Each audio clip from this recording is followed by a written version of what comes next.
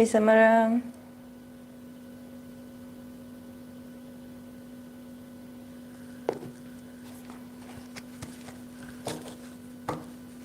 Hello, Hope.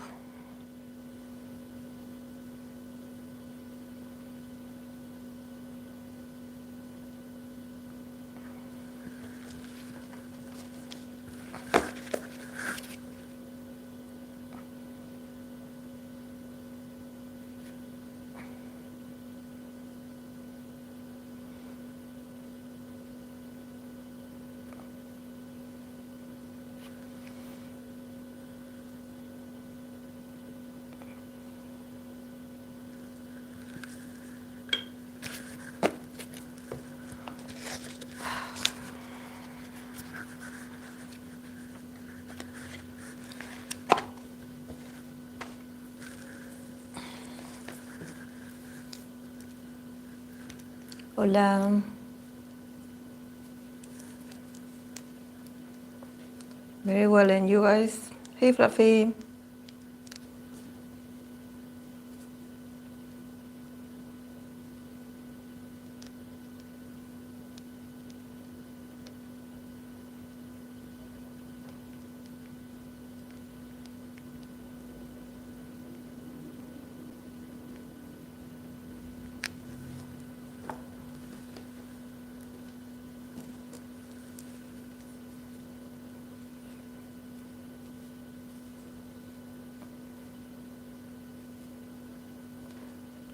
Later, I already pulled cards for Taemin and his comeback in one of my lives.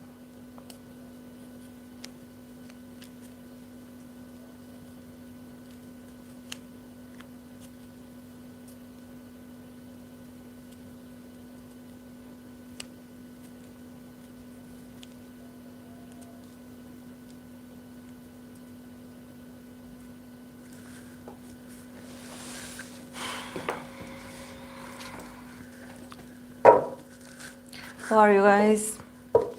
I brought my NCT tarot deck. I call it my NCT because it's green. Sorry, bad joke.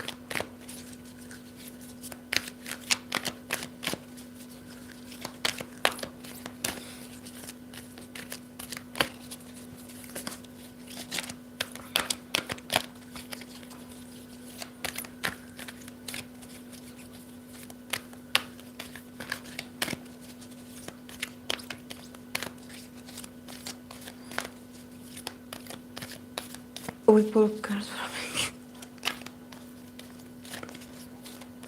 Pinky Toes. Who is Pinky Toes?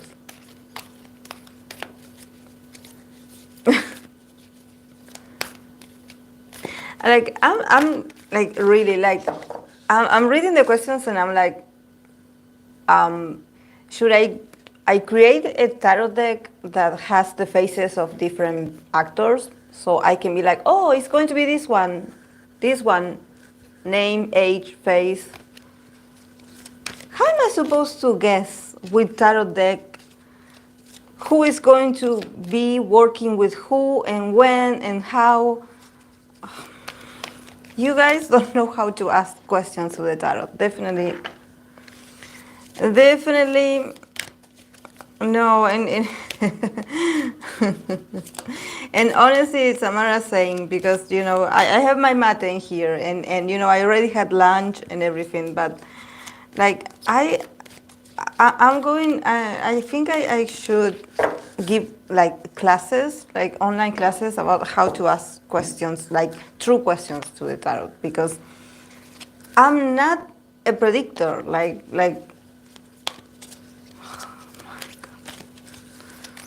Hey, Carlos. So that's what I'm going to do. Yeah, but how am I supposed to know name and oh my God, like, come on, people. I know some of you consume a lot of fortune tellers, but we are real people. We are not. Oh my God.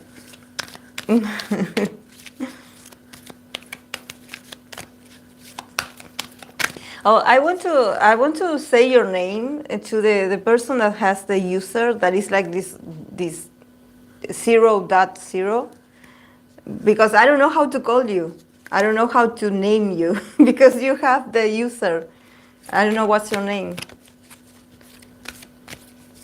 Maybe I do know because I know you sound familiar to me, but I think that you haven't been around for a while or something like that.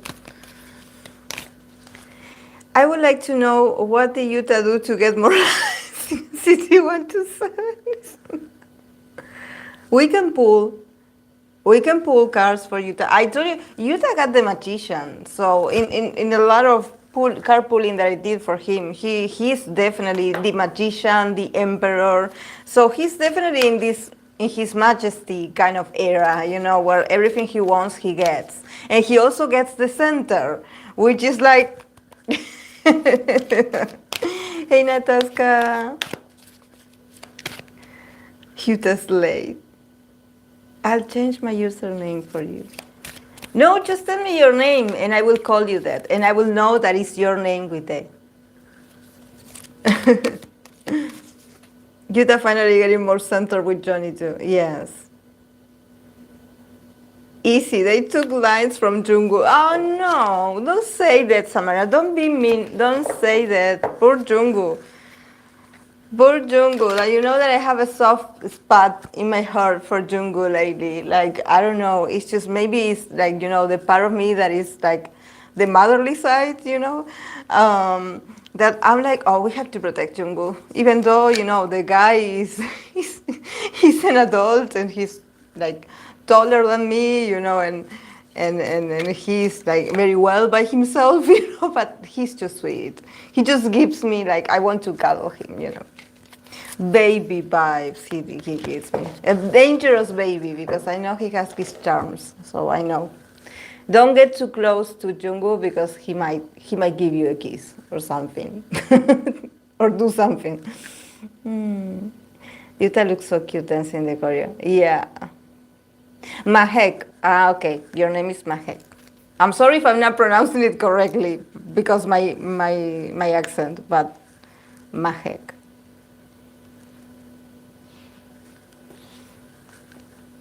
In case I forget, I'm going to call you M. They did. I think they took the center and few lines from Jaehyun. Yes. Also that, yes, Jaehyun didn't get much. Yeah. He also has his moment with the suit on. Oh my, how I was laughing with that TikTok. Why is he always in a suit? Like, I really want to know, like, what does he do for a living in the NCT and B universes? Maybe he's a tailor. He's a tailor himself, like a suit tailor. He's beautiful. Like, I'm not complaining, but it's like, you know, every time there's like a very futuristic video with all these people jumping off helicopters and planes and you know, being on buildings and climbing and stuff, there you have Jaehyun in an impeccable suit.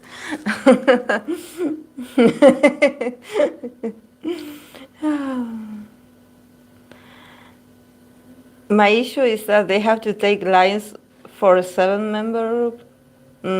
Yes, exactly. Like, you know, like I always mention The Voice because I'm a Joby, and I totally believe that if you can give like, you know, a fair amount of time for 11 members, maybe in the case of 17, I don't know if there are 13, you can do it for a seven or are they 7 or are they 8? I always go, or are they 9?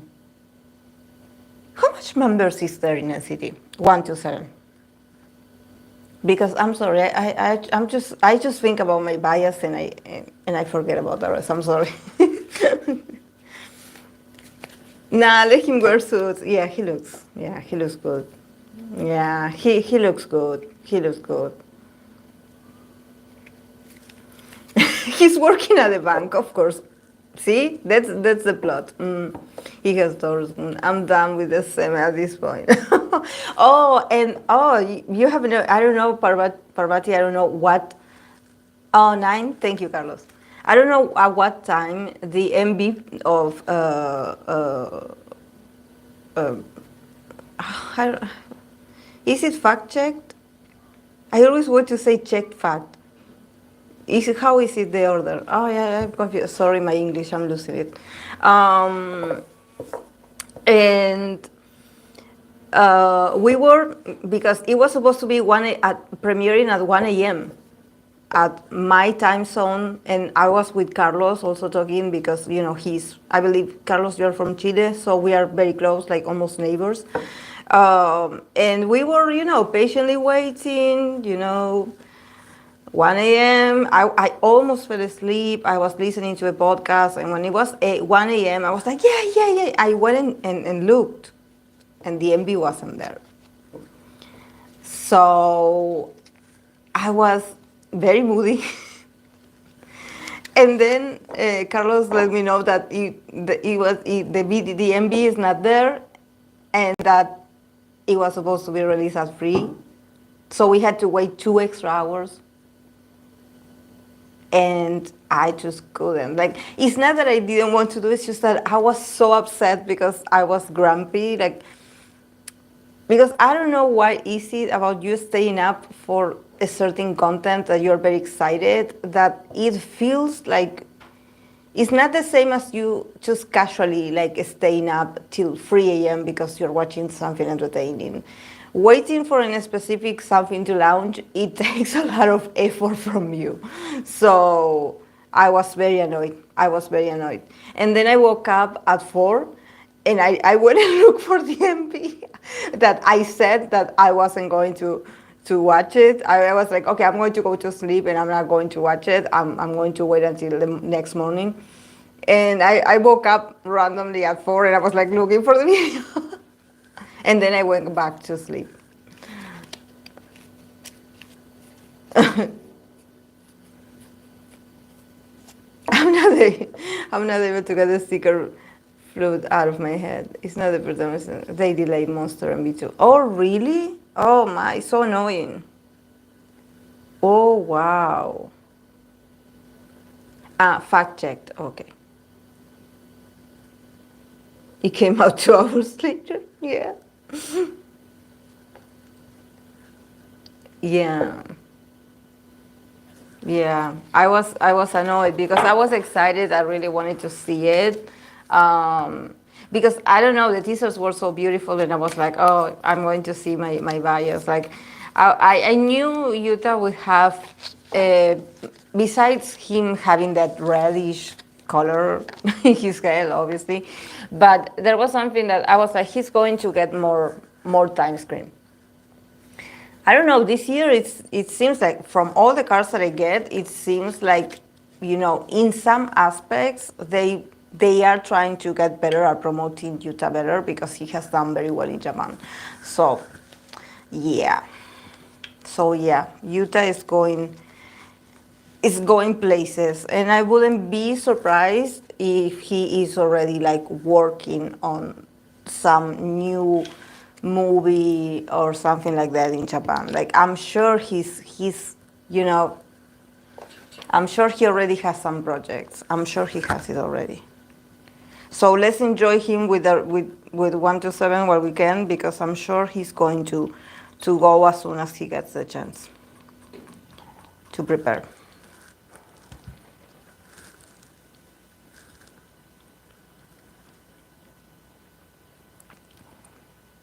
He deserves better treatment. Yeah. Yeah. But there was something that changed, because if you notice how well he was received when he came here to Latin America.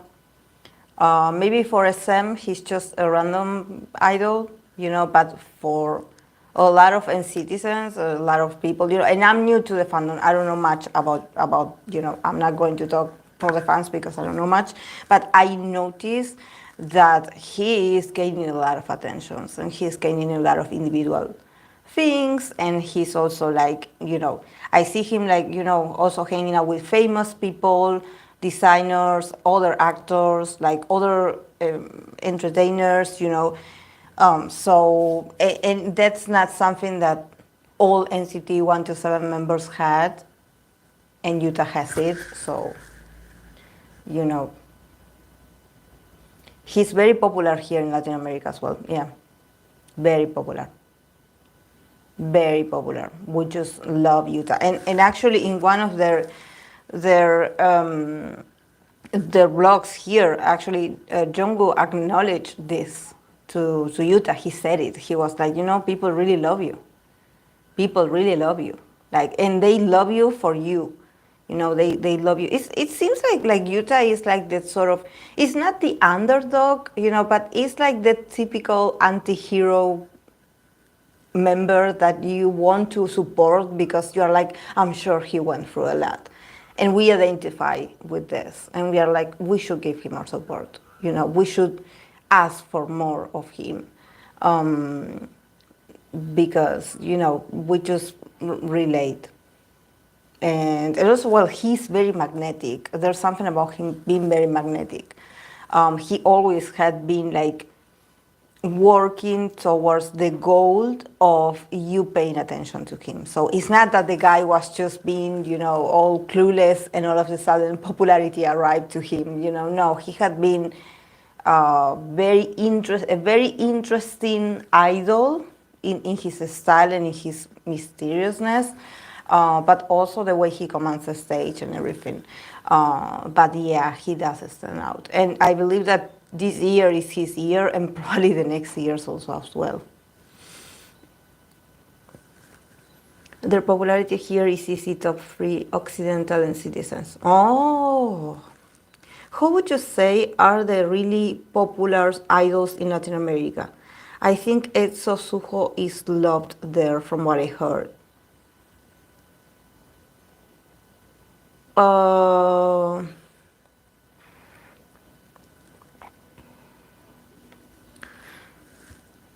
Yeah, Suho is mentioned a lot. Suho is mentioned a lot.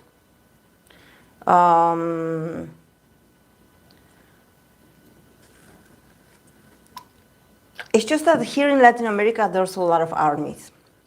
There's a lot of armies, a lot of, and you know, like, actually, like that's why I got into NCT, like into NCT later, because I started communicating with you guys. I started doing the readings. I started to amplify my view of the K-pop scene. But usually here in Latin America, it's like mainly BTS, and then yeah, you have Carats. You have the 17. They have a huge fandom as well.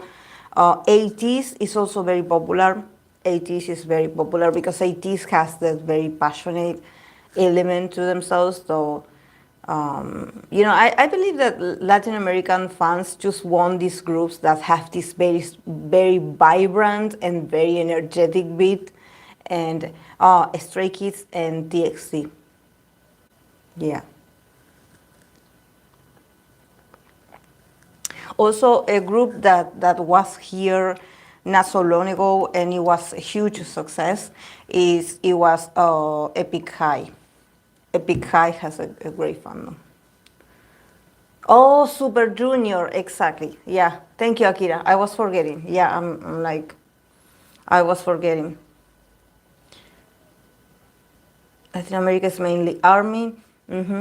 And then other boy groups, mostly boy groups. Yeah, I agree. I agree.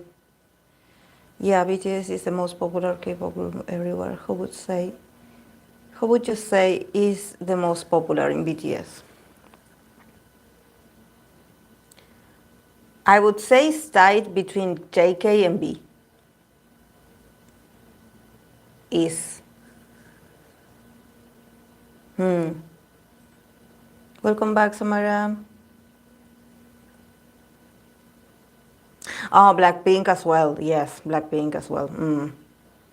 Yeah, right now it's JK. Yeah, but there was a moment where there was a lot of Taeyong fans.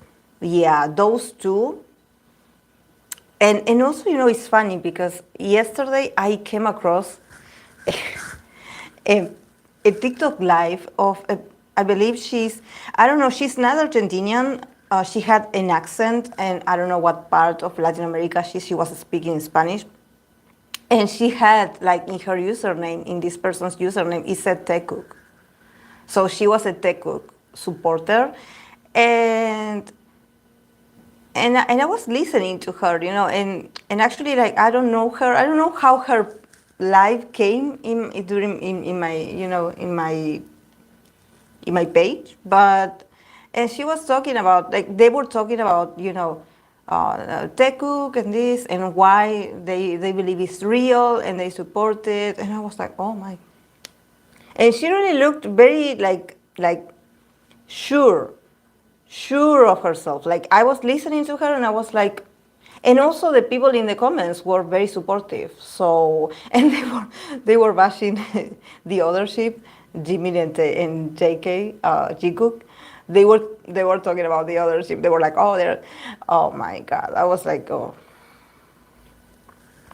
But well, whatever makes them happy, you know, to each their own. I'm not part of the fandom. I just love all the boys. But I understand, like, you know, in your opinion, guys, who is the, for you, the ship that, even if you don't support or if you don't know much, but who in your perception is like the biggest ship of all, like, or your favorite ship? It can be of your group that you like. NCT is big in Mexico too. Two of the three of subunits have gone constant. They're always successful. Also Stray Kids. I've seen a lot of stays. Yes. I have here, like, I follow here a TikToker, a woman that she must be like 50 years old. And she's like a literature professor. And she is a stay. And her content is very interesting because she reads poetry in Spanish of Spanish or other authors. She dedicates, like, for example, she talks about the Stray Kids and what's going on with the Stray Kids when it comes to news and content. But then she finishes the video dedicating or talking about her favorite book, or just, you know, mentioning a part of a poetry that she liked, that she believes is associated. So it's very interesting because I think that in my case, I know a lot about, you know, Latin American writers, authors. I read a lot of books when I was younger, but I believe that, you know, the people that do follow her because they are stays, they are also learning about literature with her. So it's cool. I like it.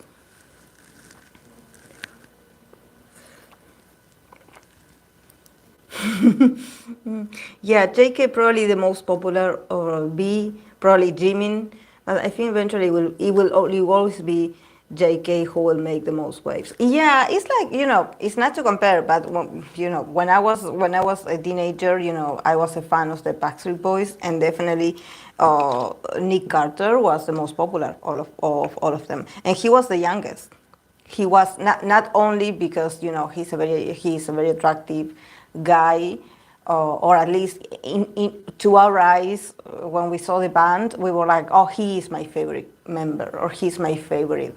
I was more a fan of Brian Littrell, or Littrell, I believe is his last name. But yeah, Nick had his popularity.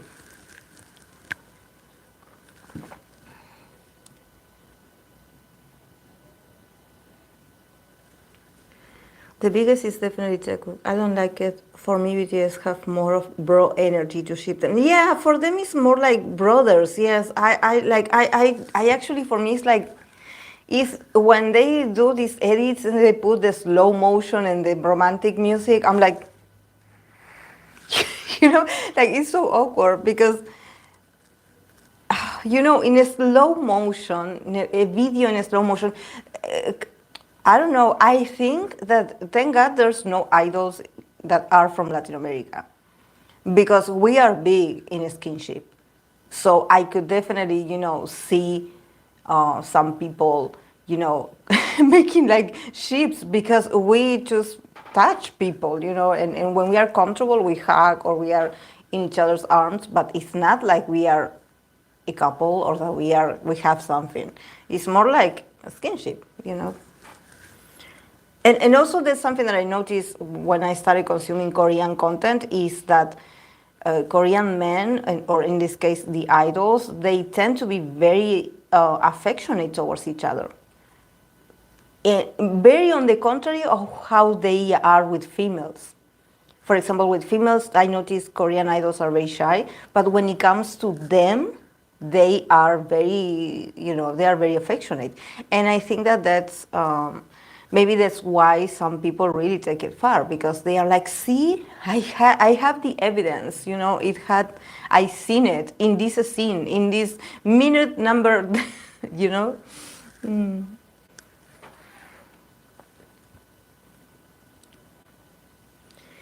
Yeah, exactly. JK is like the Nick Carter, Justin Timberlake, the Beyonce even. Yes. Basically, he's the center, yeah. Now the biggest, most annoying ship is Sekuk. Zayn Malik, yeah. I really like being dynamic as a friendship, but because it seems very genuine, and I don't like shipping, so it's like enjoying two people's connection without shipping. Zayn could have been what what Harry Styles is today. Zayn has a beautiful voice. Ships in general are just creepy. I like all the shiny ships, and the more popular, Minkei. Minoki, Minky. Tumin, Temin Mino, Ono, Onyumino, Teki, Temiki, Onti, Shonti, and so on. So you ship them all. So you ship them all together. I wonder what will happen to shipper when BTS will confirm their real relationships with other people. Then they so sure that they'll start dating. I hope they continue supporting idols. Yes, Gabby. Yeah, I honestly, like, I'm sort of waiting. For example, we got these images of Jenny and B that until this day people say that that's not them, but we've seen it. And I think that's something changed in there. Something changed in there. But I always believed that B would be the first one. Like, not the first one to have these interactions, more like he would be the one to be like, yeah, I hang out with the opposite sex. I hang out with beautiful women. I'm not with JK 24/7. Like, I have friends. I have a social life. I meet other people. Don't do the shipping thing, Natask. Yeah, they will grow up and move on with their lives eventually.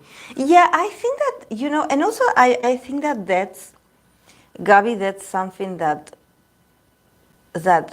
you're supposed to go through, that disappointment, I would say, because it's a reality check. And it's like Fluffy said, it does something to your brain. It's like it can be painful, and you can actually feel very sad, because if you love these members and you fantasize about them, of course that you see them as someone special for you, and when that reality crashes, because I did notice that this happened to me when I was a Backstreet Boys fan. I was 14 back then. And the computers and internet barely started to make it here in the country. But I don't know why. I had a friend that she was she was the president of a fans club of them in my town. And there was this rumor of Nick Carter, that he was dating this singer, this soloist. I believe her name is Willa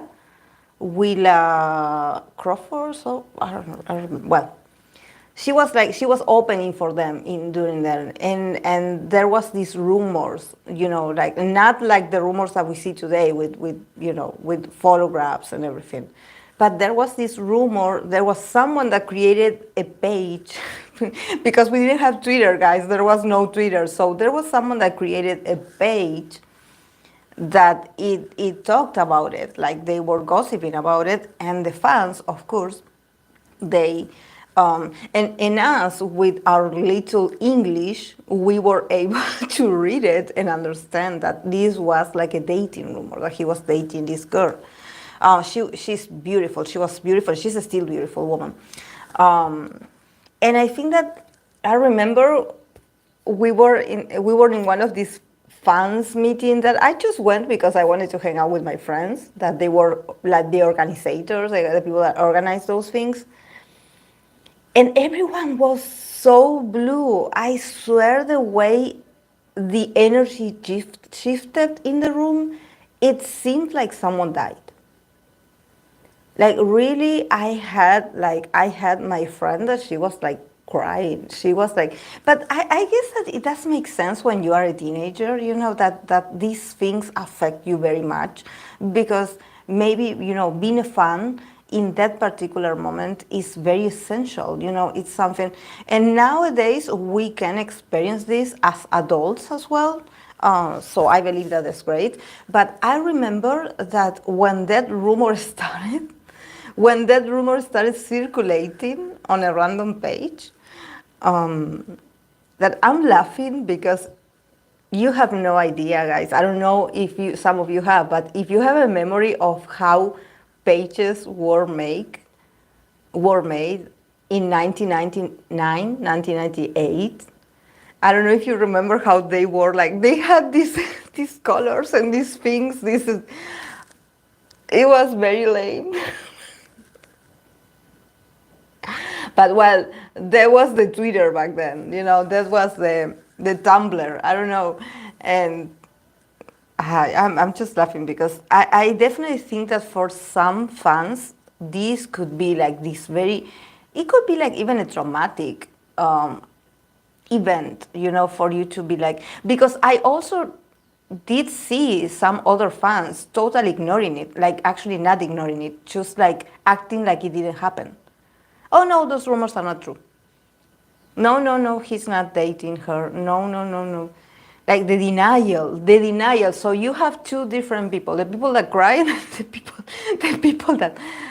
But yeah, when I saw the big rumor, because I do appreciate BTS members a lot. So it's not that I don't know, if it's true or not, what they do with their lives, but if they're dating and some news are starting to afloat, I'm like, well, that's good. That's good.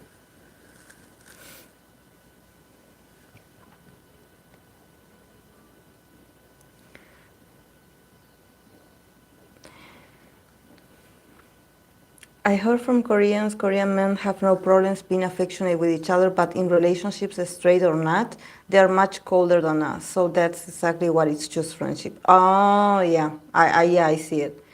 If it was a real relationship, we probably wouldn't know because non-idols aren't affectionate in public. Only ship of support is not even a ship. They father and son. B is awkward. Right, like I want the boys to live a normal life without being so fearful about it. Yeah, like not with other men, but with women. But that might be an army church thing. The fans are going to be really upset when one of the BTS members stop publicly dating. Look at Joshua from 17. It's already happening with B and Jenny, and there are a lot of people in denial. B is awkward, but he's probably the one who sweeps the girls the most. I saw a video of Jen Lisa shippers in crazy denial trying to prove why Jen Lisa is real and Jenny and B is a cover and the girl seems eager 30. Like, there's teens who accepted it better. It's so upsetting. I want my idols to date and fall in love like regular people. We as fans are allowed to be happy. So I want them to be happy too. And let's all be honest, they are seeing people behind the camera for sure. Yeah. Yeah, I'm gonna be intentionally late for work. No, Samara, go to work. Go to work. Yeah, you're right, Vanessa. Even with evidence in front of them, some people will still believe it's fake. That's when it comes more problematic, and then isn't this wake up call you're talking about is like refusing to grow in a way. Yes, exactly, Fluffy. Is refusing to grow. Like Larry Shippers denying his son is his. How bad are you going to get to this point? Plus, the kid looks exactly like him. Your denial is nothing compared to genes. And when it's probably already in their 30s, like Akira mentioned, it's a bit worrying, showing the loneliness even adults are living in because of social media, replacing real life. Like the pictures was real, you know? He was kissing that forehead. Yeah, yeah. I don't know, like I would want to know if my bias, I'm sure my bias is dating, but I I think that I don't want the details. I don't. If there's a picture, well, if a picture leaked, okay, I will watch it. But I think that it's more like I would be proud of him. I would be like, okay, he has it. And also, like, let's be real. Like, just because you have also pictures or evidence of someone like some idols, like being holding hands with a special someone, that is not the end. They still have to go through the relationship. They still have to get to know each other. They still have to have their first arguments, the theme of jealousy or distance, or, just a lot of things that a relationship takes a lot of work. A relationship takes a lot of work. That's why when people are like, oh, because this idol is dating, because this one is, relationships is very demanding. I mean, I don't know, guys, if you all have like dated, but I remember when I was really young that I would have like a discussion and an argument with my ex-boyfriend or with an ex-boyfriend, and I would be really grumpy all day, and I wouldn't be even able to study. Or if I had to go to work, I would be like very annoyed without being able to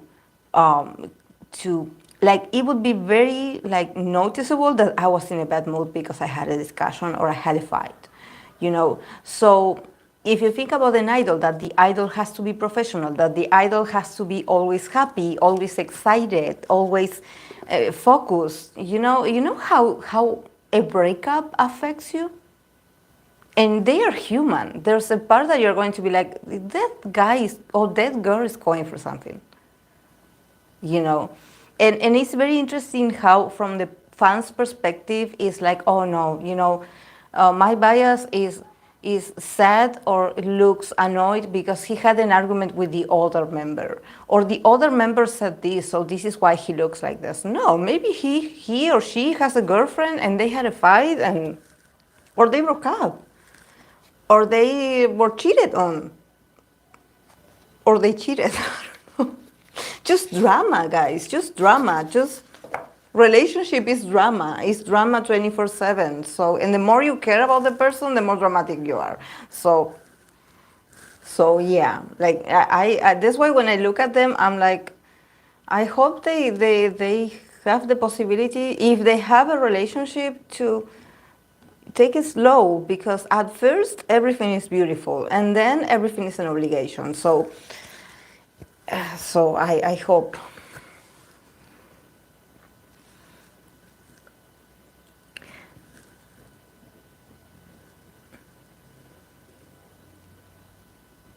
After people started saying those were cosplayers, Jenny posted a pic with the exact same outfit. I saw it. She wants to show this because she's happy and probably tired of the Lulu people. Yes, I saw it in her. I follow her on her Instagram, and I saw it. If I saw my bias having a date with someone else, I was afraid of how the public would react because they are very controlling. Yeah, that's the sense. You've been more like, oh my, I hope this doesn't get them into trouble. Obviously not prying too much into their privacy, but I like seeing who people choose to date, and I find it fascinating. It says a lot about the person. I agree, Fluffy. I agree 100%. I agree 100%. I believe that the person they date, it says a lot about themselves. Very hard work on relationships, yes, and demanding, yeah. And sometimes you have toxic relationships, you have toxic partners, and how do you, how do you keep smiling through all this? Imagine still seeing your ex at work at a music show or so. Yeah, exactly. I agree. I agree. Imagine if they have an ex, like, and you see them in the hallways, or you have to be next to them. The drama. She's showing her happiness and freedom at the same time. I love it for her. I love BTS, and if this chat shippers even a bit, I'll thank Jenny. The denial was so ridiculous and far-fetched. It was painful to witness. Even after Jenny gave them the proof, they were calling her attention seeker. Like, give my girl a break. Yeah, give her a break, poor guys. Poor Jenny. She doesn't catch a break. I'm surprised how idols even find time to date. They are worth 24/7. They deserve all the love and support. Wow, it's going to be tough for Yuta with his 8 divorces to show a smiley face. Yeah, exactly, Barushka. See? And then we are talking, no, because it's his concept, because Yuta is mysterious, Yuta is a rock star, and actually the guy is just like emotionally drained, with all the breakups and new partners and exes, and his love life is so chaotic. And then he has Mark. And then he has Jungkook flirting with him. Like, oh my god, this guy. Because we really don't know how it turned out, but 100% of the relationship breaking up for the same thing, supposedly. They fight, they disagree, they cheat. We don't know who, but not all of them. Exactly.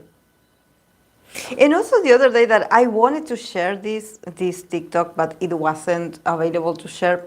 It was about this woman that she went on this Korean show, and she was talking how she was telling her experience when she was, I believe, when she was younger or a few years ago, that she actually began dating an idol,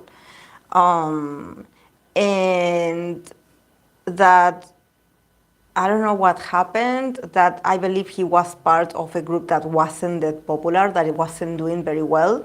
So he would stay with her, sort of like living under her roof, and she would pay for things, And she was telling this experience, that she had to support him financially because, he wasn't doing very well, and then I believe that they adopted, I don't know how many dogs they adopted as a couple, and then they separated.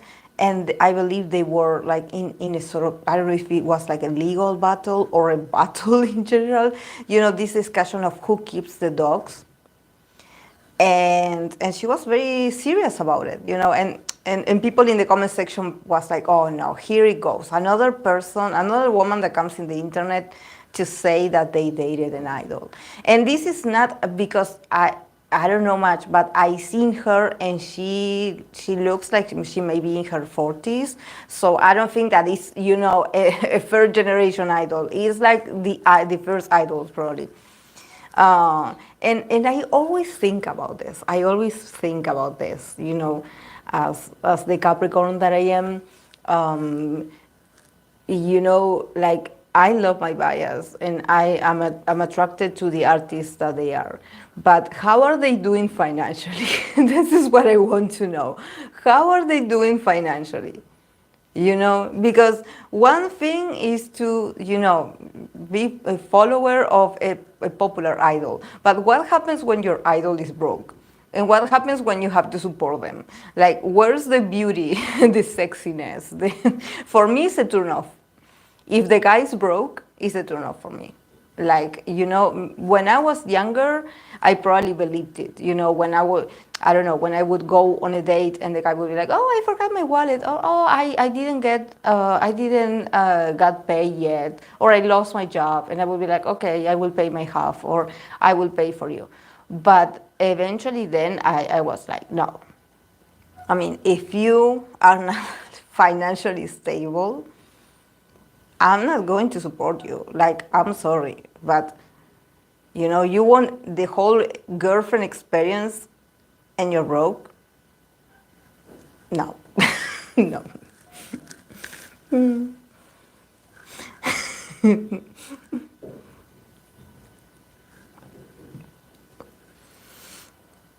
Just like Hollywood, a lot of people end up broke if it doesn't work out. Yeah, and they're pretty face and everything, and you're like, oh yeah, he's beautiful, she's beautiful, but they are, they don't have a job. These girls dream about romance with the rich idols when idols usually need sugar mommy to live. Yeah, sometimes I think about it. I think like how are they doing in their finances? Like, are they okay? Like, are they stable? Like, because and it's tough because they spend like a lot of years of their lives training, so it's like it's like football players or like some kind of athlete that you specialize in that, in that. So you don't know, what it's like to go out to a regular job at the office from 9 to 5, and it must be difficult for them to reinsert themselves in the job field if, being famous doesn't, if your group doesn't make it. Nowadays, most of them come from wealthy families from Arejor. Yeah, yeah, and and and that's very noticeable as well, because if you've seen some idols pre-debut or debut pictures, you see the humbleness in their appearance. But the idols that you see today, it seems like they were very well taken care of the whole life. Like, even when they were like 11, 15 years old, they look very well put together. They don't look like regular kids. They look very, very nice. Their hair looks very nice. Their teeth is perfect. They don't have any kind of, they don't have acne.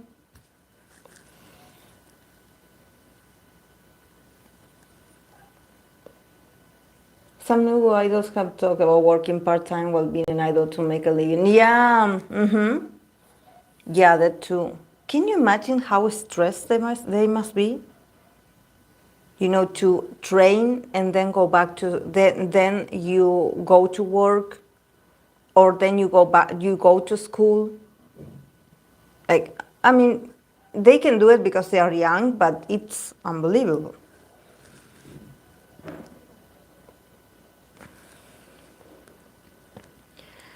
There's a Korean TikToker here in Mexico. I don't know if you know her, Chingo Amiga. Oh, yes, I know Chingo Amiga. Who explained that Korean guys who do that, like saying that they forgot their wallet, making you pay, are definitely playing you. Yes, yes, they are playing you. Yes, yes, yes, yes. Yeah. Like, I was very young, but I didn't know that.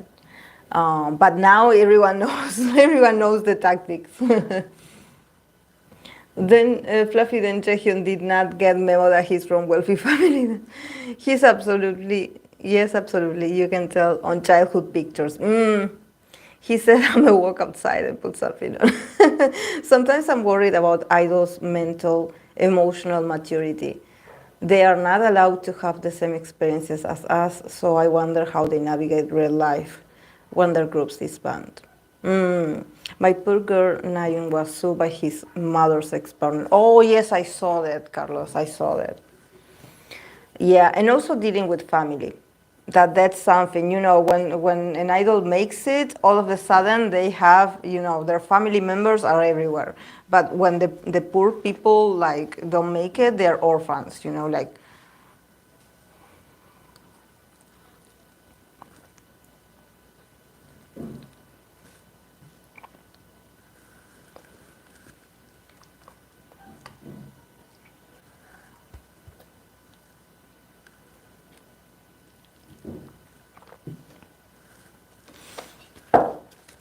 Okay, guys, let's start because I have to do the 17 how do they flirt, and 17 members are a lot of members, so I'm going to be stuck here for a long time.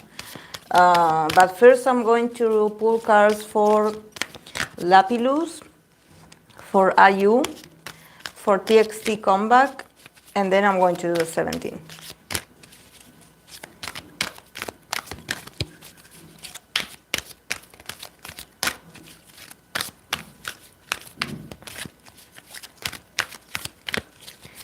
But yeah, I'm going to pull cards first for my bias, for Yuta, and I'm going to make you all like feel sick of me with talking about Yuta, because you know that we are in October, so his birthday is soon. So I'm going to be reading for him in my channel as well, for my baby, my ultimate bias, and also my other Scorpio bias that they're coming in November.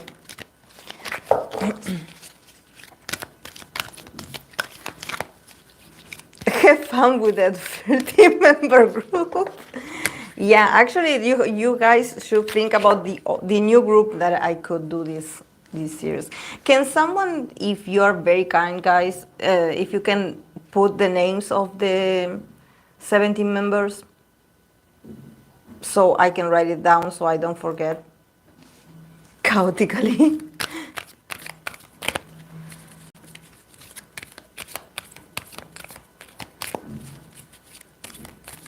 Is there a way to very short reading on ITZY?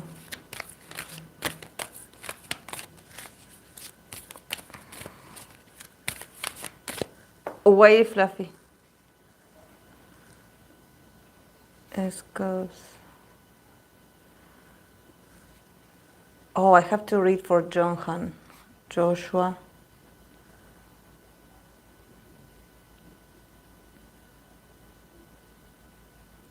Yeah, I love my mom. I love my man. You mean Yuta, Samara, that he said?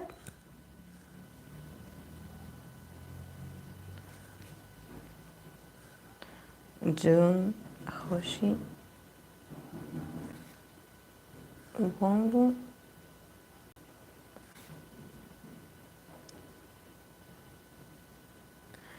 Wusi. DK, Mingyu, the 8, Seungwan, Vernon, Dino. Yeah. Yeah, but he's my baby. He's my bias. So this is like me reading what I like. This is my only chance, because there's no way I would be pulling cards for Yuta by myself. Like, I would feel I need you guys' support. What?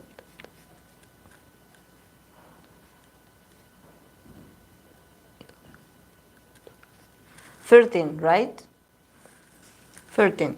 I have Scoops, Jonghan, Joshua, Jun, Hoshi, Wongu, Wusi, DK, Minhyun, the 8, Seungwan, Vernon, Dino. 13. Thank you, Gabby. Thank you for your understanding.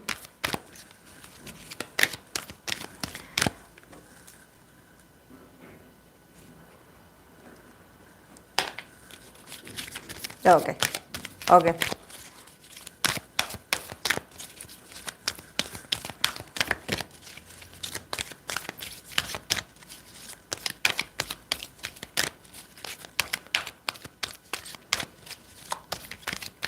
I'm going to pull cards for you.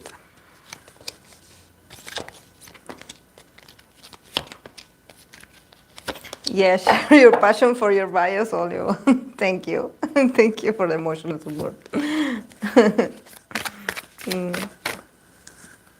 Yeah, I still have, like, you know, the duty of actually like getting more Yuta stans in my channel, because I'm sure that Yuta has a lot of followers, but they haven't found me yet.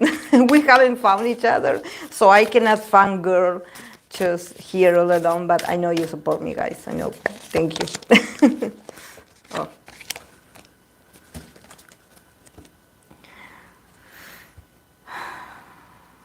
I'm not an NCT, I'm not an NCT fan, but when I see them, I feel pulled to Mark and Yuta the most. Mark is a walking meme. Mark is lovely, yes. I love Yuta. Yuta is so always happy to hear about him and see his photo. Yeah, Yuta is great. Yuta is passion. Yuta is a feeling. It's a whole experience. Okay, let's begin. Oh wow. We start strong with the Ace of Pentacles, Five of Wands. Here we go. Seven of Wands. Here we go. Tower. And then from the Oracle, we got the card of Mercury in Virgo, Caution. Dramatic, dramatic, dramatic. Starting with the, I think that they're starting with the Ace of Pentacles, that in here, this deck, the name of this, the keyword is strengthening bonds. I think that definitely, I mean, Yuta is strengthening bonds. Like, he is successful because he's expanding his bonds, his connections, his interactions, you know, he's like very, but also, you know, the Ace of Pentacles is like success. So there's something about that everything he's going to do or he's doing is going to be successful. But then again, in here, we have the Five of Wands and the Seven of Wands. So there's a lot of challenges. There's, I would say, with this success and this promotion that he has and these opportunities that he has, there seems to be a lot of tension. There seems to be like, you know, that things are not going to be easy for him, that he is still going to have to show himself like this, you know, that I always talk about Yuta opening up or opening up his heart, you know, to the members or to someone, to trust, you know, to allow himself to relax and trust. And I don't think that he's going to be able to do it, because I believe that the more prosperous he gets, the more challenges he will have to face. So I think that probably he doesn't have much people, like people somehow, not people, audience, but maybe people around him are not very happy about his success. And here, you know, if we see this picture, we see this person with the shield on, you know, with the shield on, definitely it shows you like the resistance, the conflict of the Five of Wands. You know, the Five of Wands is usually in the Rider White is these five people like clashing their wands against each other, you know. So for him, his guards are still going to be up. There could be a lot of discussions, you know, a lot of disagreements.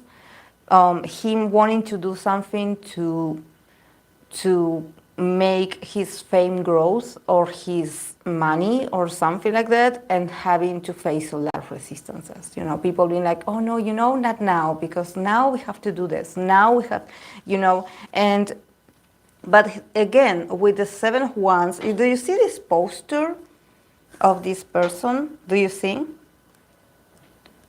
This is how Yuta, how Yuta is in life. In general, he's always on defensive mode. He's always on survival mode. He is a guy that I would say that he never sits still. And maybe when he goes to sleep, he sleeps with one eye open, because there's something about his posture, and I believe that also is very stressful to be like this. In this case, anyways, there's something that I think that is not just about like, oh, because let's be honest, like, when I read for him, I get this strong vibe of I have to do it everything by myself.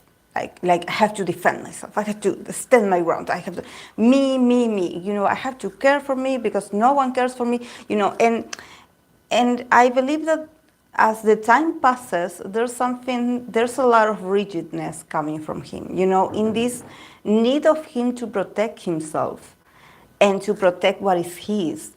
There's this very rigid posture of like, you know, he's always on the defensive. He's always going to fight someone. He's always going to him being in opposition to others. Like when someone has an idea, he's going to be the one that is going to be like, no, guys, how do you think we do this because this will be great? No, I can't. I don't have time. So I definitely think that Yuta puts himself in this situation because it's not the first time that he has these cards. I always get these cards with him. The 5 of Wands and the 7 of Wands are 2 cards that Yuta always got. That is this. It seems like he's always a warrior, like he's always fighting, but I don't see who is, I don't see who is fighting him. So I don't know if it's like a sort of a narrative that he tells himself in order to remain focused and strong, that he sort of creates a narrative in his head about like, okay, I have to protect myself because, this is going to be a heavy competition. Him sort of like hyping himself up more than,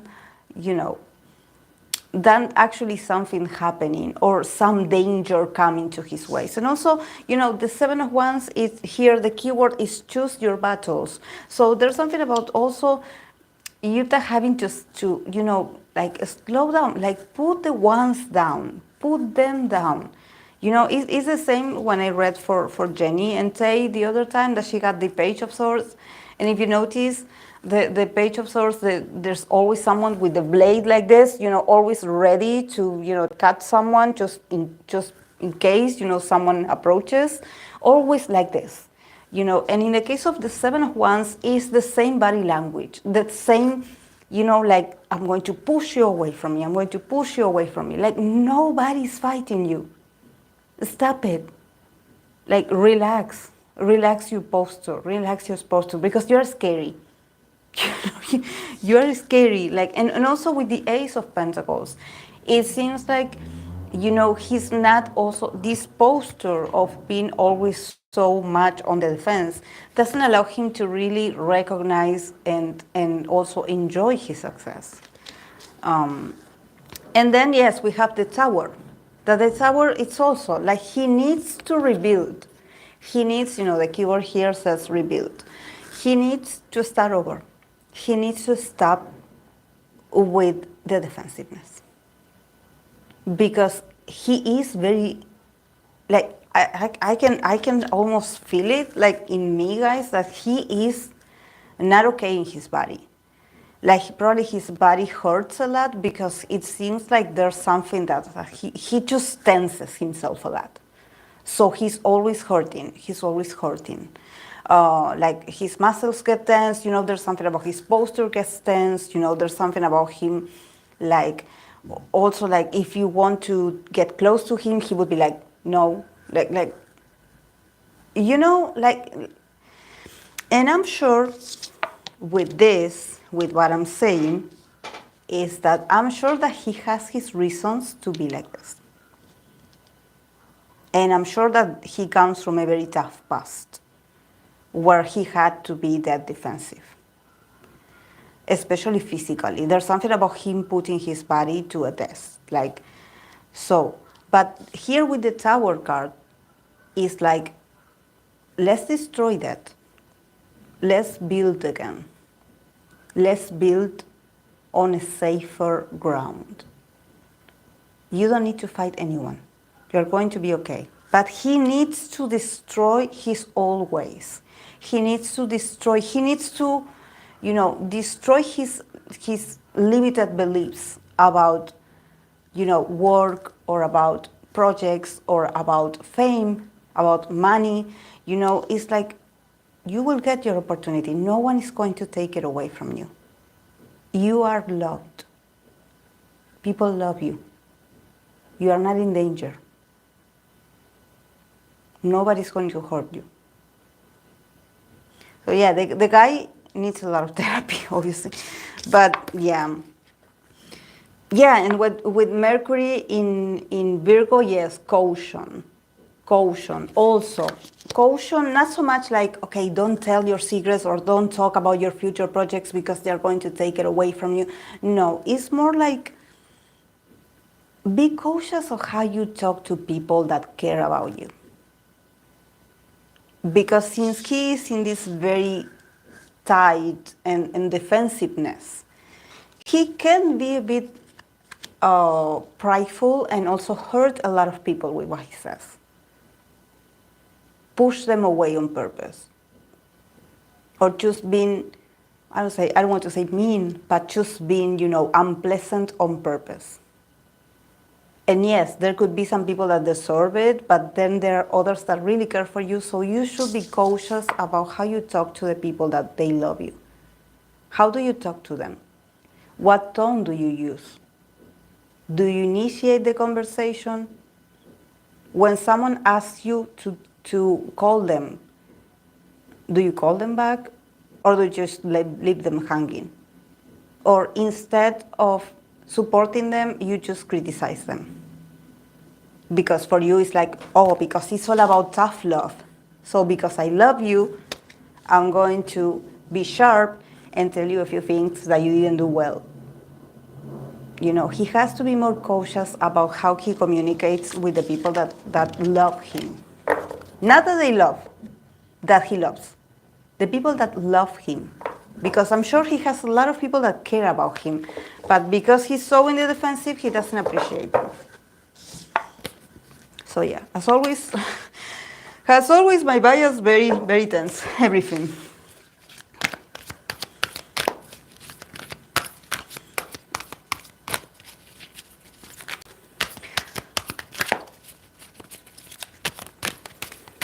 He's like me, Akira.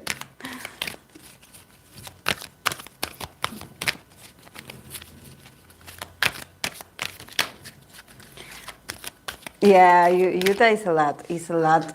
It's a lot because I believe he has some ghosts. There's something about that. I don't think that actually there's an actual danger, but I believe that he also is right about that this environment or that industry is so dangerous. So that's why. But I think that he stayed in this survival mode too much. He's in that posture that is hurting him.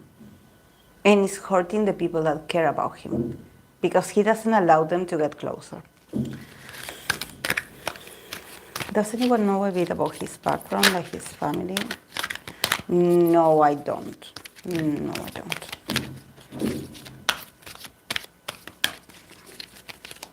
But he seems to be close with them. I know there was an episode that that some members were making this Mother's Day present, and he was selecting some photographs of himself to do like this sort of photo album, and there was this video that was recorded by his sister about the mother, getting the package in Japan and them opening it. And I believe that the father was also there, but they didn't record the family; they just recorded them opening the package and watching the pictures. So I guess they are proud of him. Yeah. All we know is he ran away. Yeah. Okay, for Lapillus. Let's move on for Lapillus.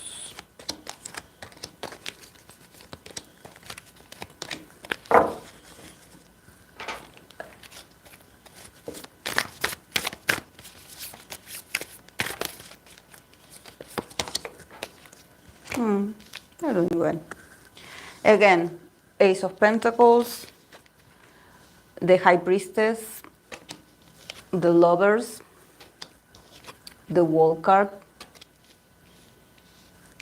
and Venus in Gemini, Flattery. So yeah, for Lapillus, I always read their name because I'm afraid I will mispronounce it. I definitely think that they are working with their stability, like they are working, I would say very much in the shadows, in the sense that they probably are not promoting that much, or they are not like, sharing that much. They are a bit on the mysterious side about the group. But they are doing very well. Like if they start with the Ace of Pentacles, and there's something about them probably been working a lot or putting a lot of efforts to sort of support the good things that they have on their favor when it comes to this group. With the Ace of Pentacles, I think that they have it like an ace. They have, I don't know much about the group, but probably they have something. Either it's a member, or it's a trait of the group, or it's a song, I don't know. Something that is like their tool, the one tool that is going to make them keep being popular and keep, being able to keep working and show more of themselves. From now with the High Priestess, there's like this sort of silence. And also the High Priestess here next to the Ace of Pentacles is like, okay, if we are doing very well, or if we are like, organizing ourselves very well with this group, let's not talk about it, or let's not give it away. Like let's remain, let's be wise with how we are going to do, what they're going to do in the future. They are about to make a decision here with the card of the Lovers. They are in the process of deciding. There's a lot of reflection. Also, this is why there's a lot of silence about the group, because there's like, okay, like we have to get to an agreement about certain things, and we also have to listen more to the fans, what the fans want, change a few things. And also with the World card, the keyword of the World is embrace. So I think that they are very loved. There's something about them being very worldwide, very well received. But they also have to sort of transit a period of not much action, more like working on strengthening the group and strengthening the talents, maybe working on their stability, working on themselves, working on the dynamic of the group. But they're definitely, like being very serious about wanting to show, wanting to heal from something. There's something about healing, like, okay, like let's review how we did in the past, and let's, do better, or let's, learn from this. And or if we have some mistakes in the past, let's resolve this and let's move on. So I see them very wise, actually, very wise, very, I don't know, the people that manages them, it seems like they're like very spiritual, because they got a lot of major arcana. So I believe that there's something about, trying to be respectful to each member, and also being respectful to each one's beliefs, and also like working a lot with the group being comfortable with each other, and all of them working for the same, like the same goal, but not. It's about strengthening their bond, their connection. There's something that I believe that maybe they saw that was lacking, like actually like that they need to love themselves more. There's something about that, or trust themselves more. And then with the oracle that says flattery, yeah, I honestly think that this group has a lot of fans. Like they have a lot of people, like they maybe read a lot of comments online, or people just tell them things and give them a good review about what they're doing great or what they're doing okay. And they are, filled with a lot of flattery. There's something about this group like being really well received online. Like I don't know if they get a lot of messages and there's a lot of support, but also, I think that there's something about, them having the support online, but I don't know if maybe when it comes to the sales or something physical is not that stable. So this is why they want to be better. They want to be better. They want to bring, I don't know. I don't think something happened with the group, because I don't see any member in particular. But I think that they are like recognizing that they started well, and that they sort of are studying like, okay, what makes us successful? What have we done well and what are we lacking. So they are like, in this process of, sort of measuring.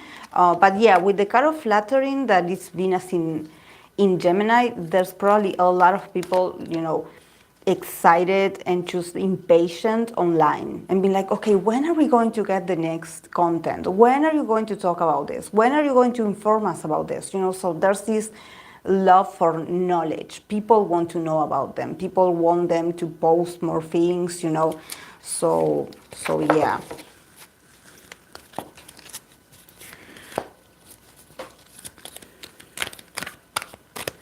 Okay. I heard Lapillus are very popular in the Philippines. Okay. I'm going to read for IU.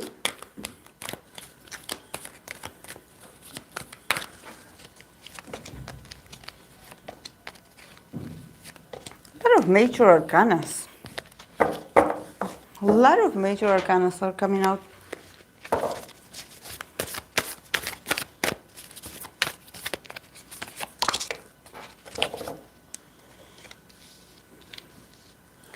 Okay, she got the Magician, again the High Priestess, the Hermit, and Three of Pentacles. And then from the Oracle, we got Venus in Aries last. So, I don't know. I think that for IU, definitely there's, again with the High Priestess and the High Priestess and the Hermit is like, I want to be alone. It's like probably you're not going to hear from her, except you're going to hear from her work. Or her collaborations with people, but you're not going to hear much about certain details about her personal life, because there's something about her intentionally just wanting to go MIA. She needs to be by herself. Like I believe that there's something about her, like, I need to disconnect a bit from fame, and like I just want to get away from all this. I want to go back. I don't know if she wants to go in the nature, or she doesn't want to be in the city. Like she wants to be in the nature. But also, starting with the Magician, I believe that IU is someone that she's a sort of wizard. She's very strong-willed, and I believe that she knows when to put her energy into certain situations, and she knows when not to pay attention. She's very strong. It takes a lot for her to action. Actually, she doesn't react. She's much more like the High Priestess. She's much more like she doesn't say anything. She hangs in there. If she's going for something, she doesn't say anything. She just bears with it. She's like, okay, I'm not doing well, but okay, I will not say anything. She's very secretive. She's not going, but there's something here with starting with the Magician that is about taking control of her life. Maybe she had to assert her power and her influence on a matter, because there's something about, just people interrupting her peace, and also her ability to be by herself and to be in an environment where she can feel safe, so this is personal, definitely this is personal. And it's also like, is playing with her. She's very intuitive, there's something about her being very intuitive, also being very wise, very studious. I see her very lonely here with the Hierophant, not the Hierophant, with the Hermit. But I believe that she has this, that she alienates herself from time to time. I know she's dating this actor, but honestly, I don't see him here. I see her. And probably, while she is by herself, like recluting herself, like when she's by herself, I see her reaching out to others to do a collaboration or to work. But I don't see much about love. I see her by herself. Like she's like, let me be. because she's too powerful. There's something about this woman being too powerful, too. She just knows things, you know. She's very wise. And she's also very successful. She's very successful. So I could see her come out every now and then, but just to work, and then she would go back to herself. Like, yeah, she's going to do okay, and also her projects are going to do great because she got the Ace of Pentacles. So everything that she's going to do, promote, is going to be a success. And also here with Venus in Aries, last.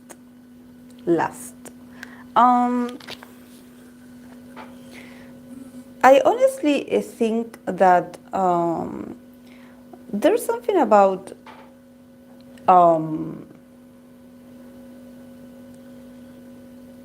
just people having like a very lustful obsession towards her.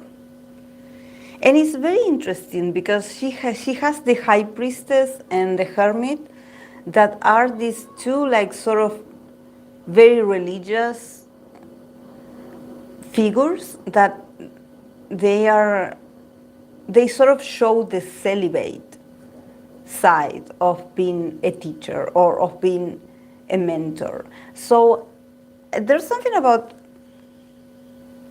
IU not being a sexual icon, but people are very lustful over her. I don't know why, because I don't know much about her story. But here with Venus in Aries lust, definitely there's something about, I don't know if she has like a stalker or she has like someone that is very obsessed with her in this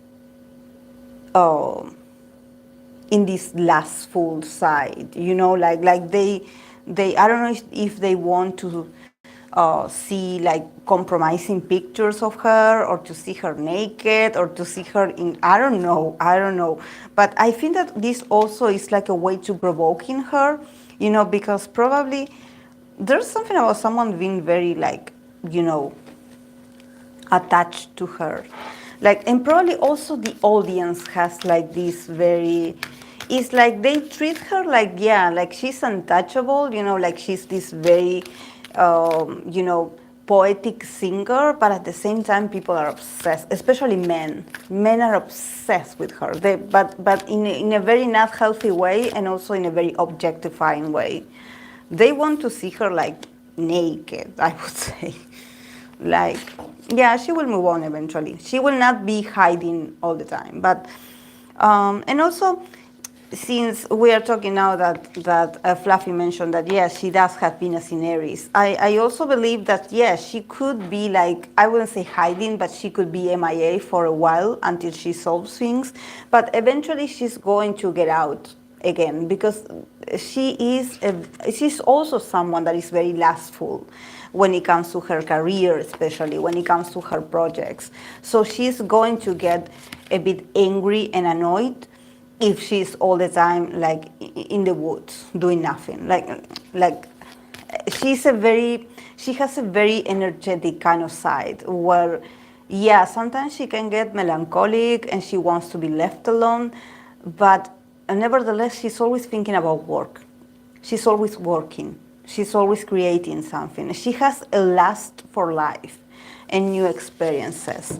So I think that yeah, she will not be stopped. She will get out there. But yeah, and also I don't know why. Does anyone know if she's still with this guy? Because seeing this Venus in Mars in here, I'm like, is she still attracted to the guy? Like, I don't know why. I when I pull cards for her, I'm like, I want to feel lust in my life again. I want to feel the excitement, and I don't know. I don't see him. I don't see him.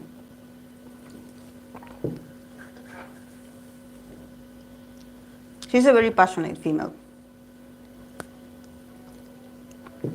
But yeah, there's something like, I think that she's a bit bored of her life as well. She wants excitement.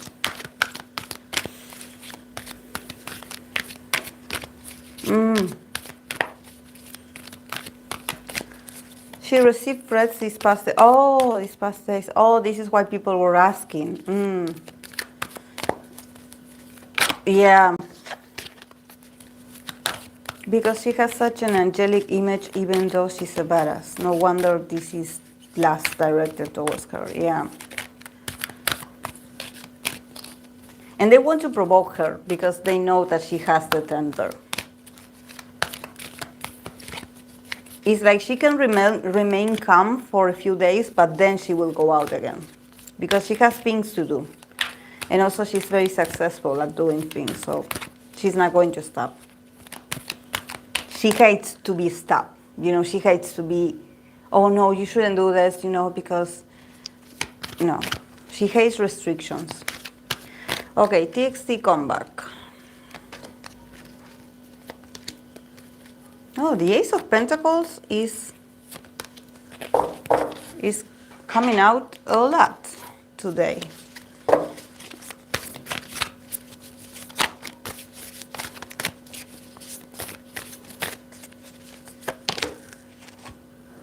Another Aries.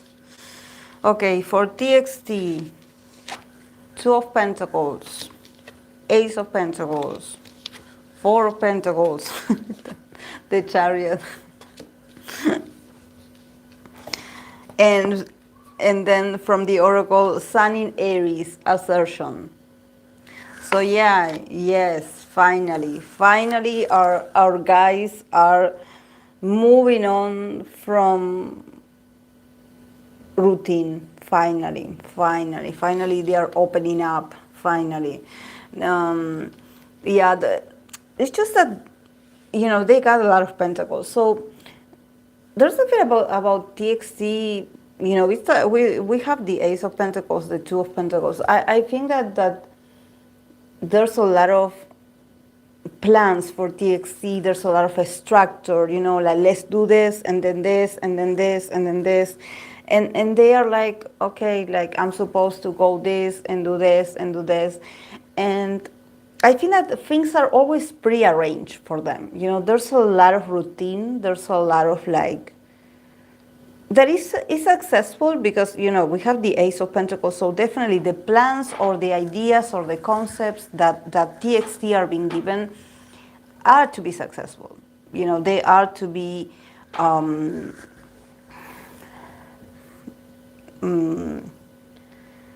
you know, a success that remains with time. But also with this Ace of Pentacles of like, okay, here guys, here's success for you. It seems like there's no room for creativity, you know, because everything is perfect, like you know. And I think that the guys definitely want to get out of this box that they are being put in. You know, they want to show more, they want to do more, they want to open up. They want to open up to the audience. They do not want to be put in a box. You know, there's something about, and also there's a lot of pentacles and I think that the guys, all of them have this energy that is not actually very earth-like. You know, if you think about pentacles, that is all about rigidness, stability, be constant, you know. And I think that they are a bit more wild than this, you know. But there's something about like, no, you have to follow this because, you know, this is a success for you here, and follow these steps, you know, here, then you do this and then you do this, and they're like, you know, we are a bit, they always get the Four of Pentacles. Nevertheless, I noticed that they always get the Four of Pentacles.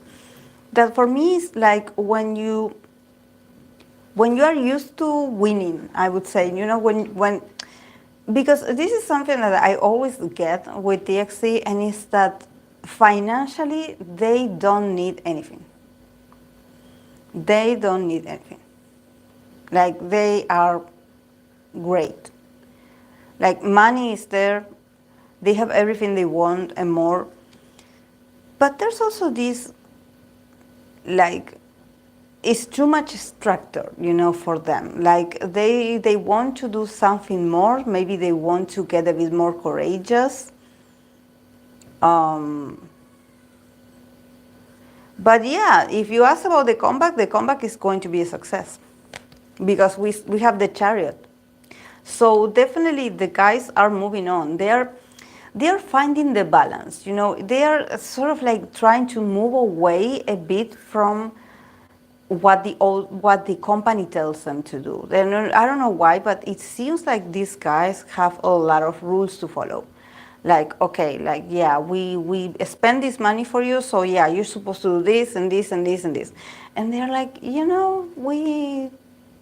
actually I could see them breaking the rules a bit, like, for example, this was arranged to be said or do like this, and there's someone that does it differently, and they put their own signature or they put their own style. This is what I guess they are moving forward to. With the chariot, they are like, okay, like I want to be more me. I want to show a more, like, it's not just about having money and having a pretty MB and having luxurious brands and a beautiful, but there's something about them also not getting bored. With all these pentacles, I would be worried about the guys getting bored, because there's a lot of structure for a group so young. But yeah, success is there, obviously. Like, if you ask me about the comeback, I'm going to tell you that it's going to be a success because it's going to be a success and because. But yeah, with the card of Sun in Aries, assertion. See, the guys want to show a more assertive side of themselves. They want to show a more passionate side of themselves. They want to show the raw side, the masculine side. Like, we are not children anymore. We are men. So you're going to see them more fearless, more passionate, a lot of more passion coming out of their, not so much structure, choreography, like, oh yes, you move here and I move there. And there's something about, like, this reading is beautiful, actually. It talks about hard work paying off, but it seems like it's too scripted. It's too like, okay, you guys, for this to be a hit, you're supposed to do the A, B, C, and D, and that's it. And I'm worried because I'm like, this is, where is the originality in this? It's like, where is the room for improvise? Like, okay, like, if you didn't have all these props or all these beautiful things, like, how would you do it? How would you work with that song? But definitely they have a strong desire to move on from this era, from this era where things were a bit predictable. I wouldn't say the songs were predictable, but I don't know if it's something about, like, okay, oh yeah, it's TXT, and TXT is going to get this success, I'm sure. I think that they also don't want to be taken for granted. There's something about them wanting to be recognized as people that are very passionate about their work and not just, just someone that does well all the time. They don't want people to get tired of them. And also, like, I would worry for them to not get tired as well or not get bored. Because it seems like when you have all these people arranging things for you, it gets a bit dull. But yeah, with Sun in Aries assertion, definitely I see probably this comeback is going to be very passionate, very fiery, very fiery.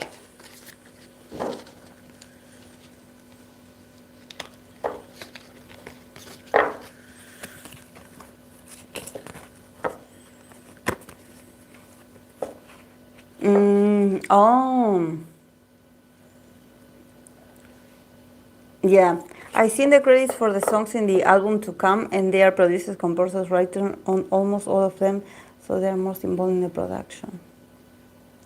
They are working with these guys because it's what they have. But if it is come back, they want to push it. Yeah, it's like, they have it all scripted for them, and it's sad because it's like, yes, they are very passionate. But, they probably want to show a more passionate side. They want to get riskier.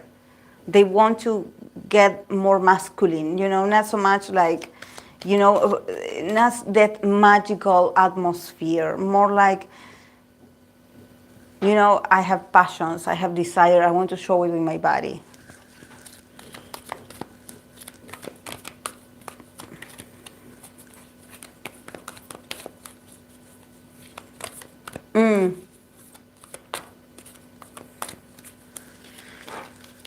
Yeah, and also I think that I don't know if they do this with other groups, but there's something specific about TXT, you know, and that's why if you are fans of TXT, like don't worry, like you know the guys are very well, and this is something I always see about them. They actually are doing very well, and they are going to do very well. The guys are very well taken care of, you know. But it seems like it's too perfect, you know. It's too routinary. Like, yeah, guys, okay, you come back this. You're wearing this, you're doing this, and it's more. It's like it's not fun. It's not, you know, and they want to break free. You know, they want to, you know, be more, you know, spontaneous. Like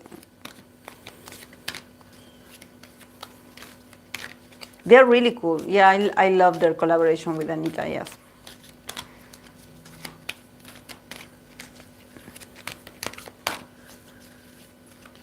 Okay, I'm going to pull cards for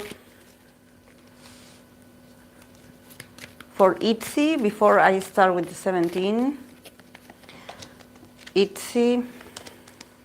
The Ace of Pentacles. The Ace of Pentacles. And this deck has like 80 cards. I don't know why I don't get another different ones.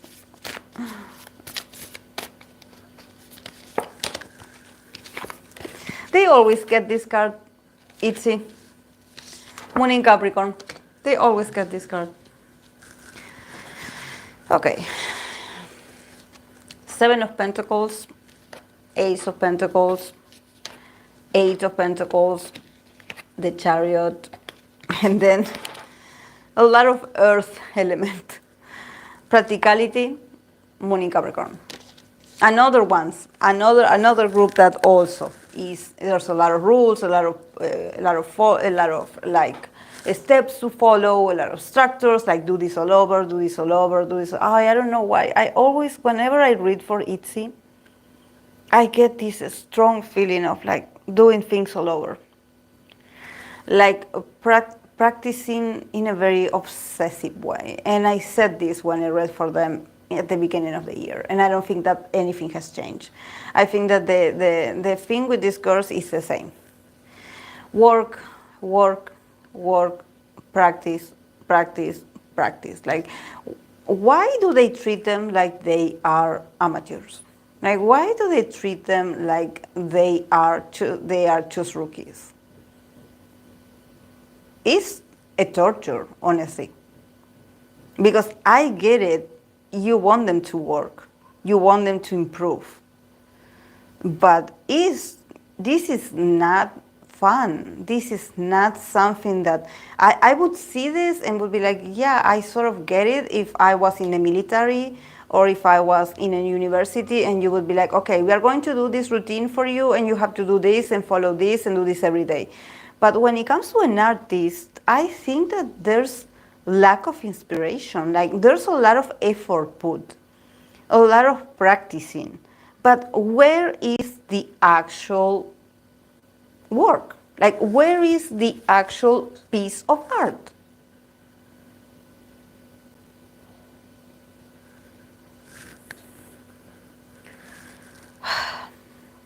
I'm sorry, I get annoyed, but just because,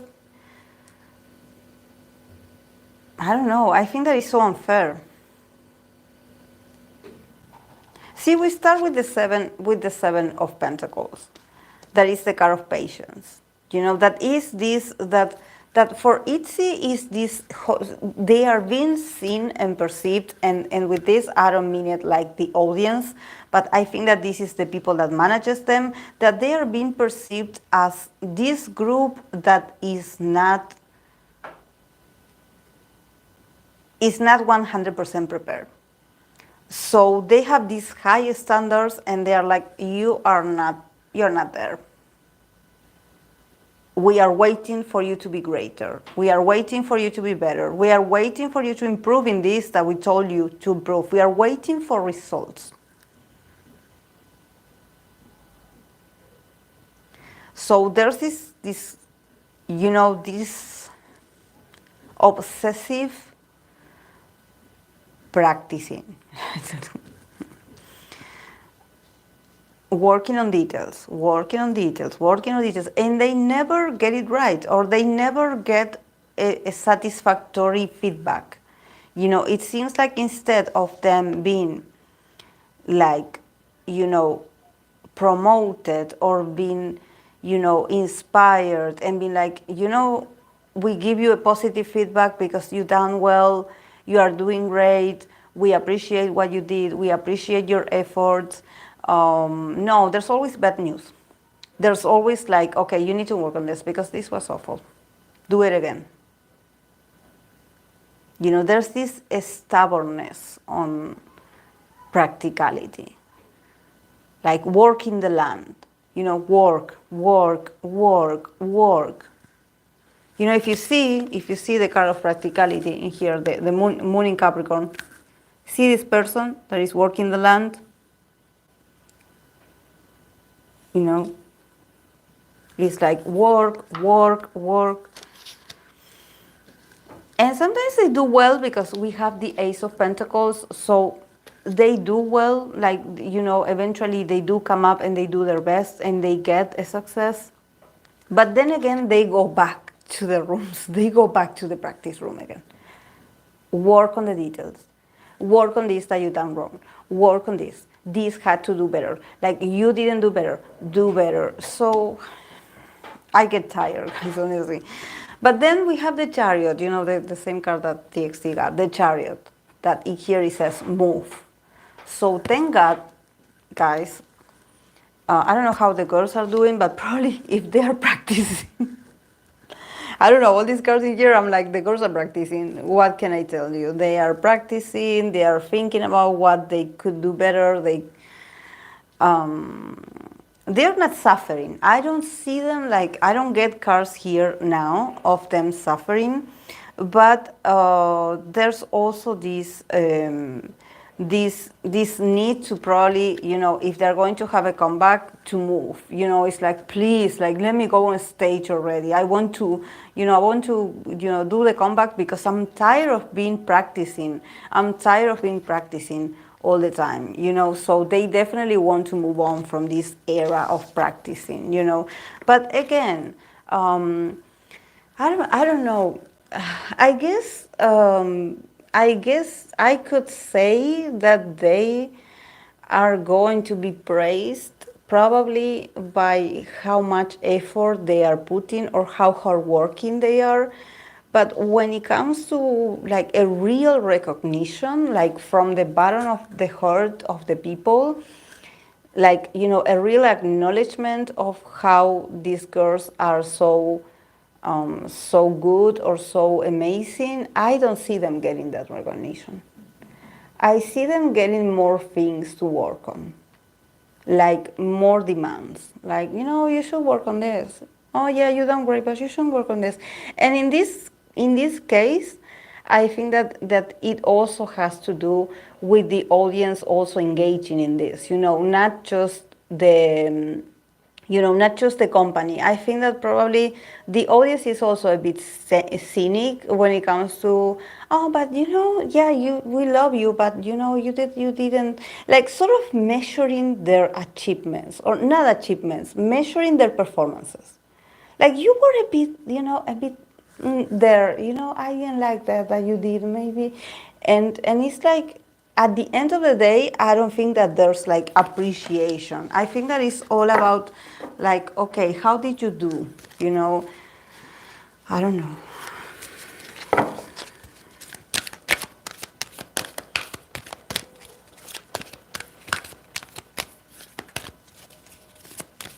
I believe you were the one who said this in the sneaker seller. They weren't happy with what they were given, but they made the most of it. Yes, because I believe that, yeah, with the card of practicality, I could say that their biggest strength is that the girls with all these pentacles, they do not give up. And this is something that I also seen it with Twice. You know, when people are like, oh my God, these girls have been working and working and working and on tour and on another tour for years, you know, and they are still. Because I believe that JYP, honestly, he has a great eye for casting people that, I don't know if it's that they are very, very, you know, stubborn, but there's something about them not giving up, even though their treatment is awful. Like the treatment to the human behind the idol is awful. There's no empathy, there's no consideration, there's no respect, only responsibilities, only responsibilities. It's like the only thing they talk about with CEOs and so is work. How did you do? You know, all about practical matters, you know, not how is your body, you know, it's like, did you recover yet? Yeah, like, okay, like you were an 8, now I need you to be a 9, you know, and then I need you to be a 10, and what happened here? What did you look weak in here? You know, there's, I don't know, and they got the Capricorn card, so I definitely sense, again, the Saturnian aspect of it. So it does give me the sense that they, I don't know, and this is not the first time that I get this vibe. It's just that I think that probably the younger they are, or you know, you know, maybe when they experience other things, they will start, you know, probably opposing this very oppressive system of you are never valued, or you're never like seen as a person, like no one cares about you as a person, no one tells you something positive or nice. It's just criticism, it's just, you know, a feedback, like, did you do well? Or you should do better, work on this, bye. You know, that's all they get, that's all they get.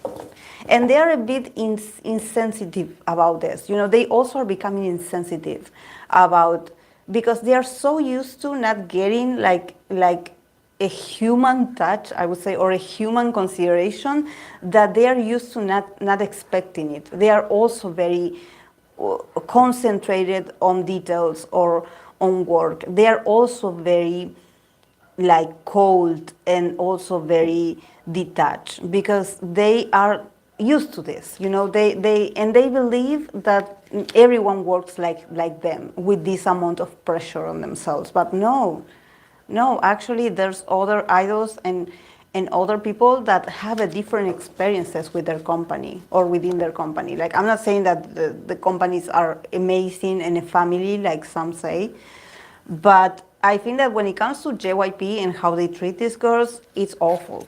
Like, it's like as if they were machines, like, you know.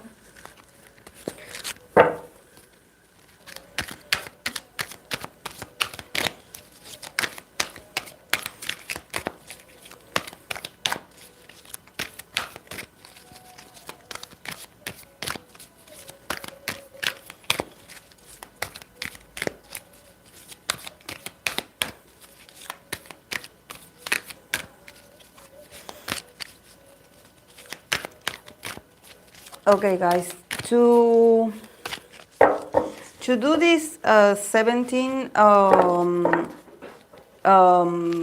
readings, I'm going to cut the live and I'm going to start all over, and I'm going to fix my mate here. So because you know, it's awful. So I'm going to resume in 5 for those who want to join the 17 How Do They Flirt series. I'm going to do it, but I need to take a break. I'll be right back in 5 minutes.